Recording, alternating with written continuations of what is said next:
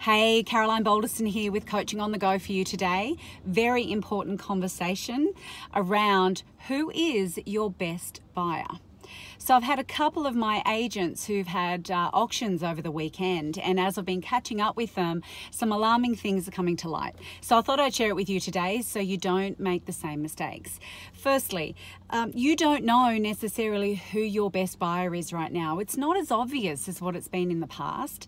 And just in one example on the weekend, the best buyer, I believe, has already been found for this particular property. And yes, there is a gap between what that buyer was prepared to offer on auction day under auction conditions and where the vendor wanted to be. But the mistakes that I see being made right now is that agents are letting these buyers go too quickly because they're forming the opinion that they're just, trying to take advantage, trying to be, an opportunist in this kind of market. But guess what, guys? That still might mean you've met your best buyer. And in one of these examples on the weekend, the agent got a live bid from the registered party, and there was only one registered bidder, got a live bid, and then placed the vendor bid $100,000 above where that live bid was.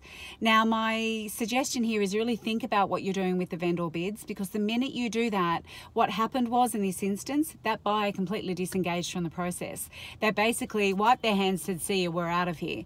And so what's happened now, being that today's Tuesday, my agent has tried to reconnect with that buyer and they're just not interested anymore at any price, because the buyers start disconnecting from the purchase. They start convincing themselves of all the reasons why they're glad they haven't purchased it. So here's what we need to do. You need to focus that every single buyer you meet who's got some level of interest, prepared to bid at auction, they could be your best buyer and you need to keep them close. Do not let them go. I would have rather see what happened in that particular example on auction day under auction conditions if they had have worked the buyer against the vendor with the reserve and see if they can inch the offer up. So that's my message today. Who is your best buyer? How do you know when you found them? Keep them close, keep them thinking that they're going to purchase this, give them hope, keep working this up until midnight on Sunday, on Monday, get the deal done, because you might have already met your best buyer on the property. Thanks guys, I hope that helps, and I'll talk to you soon.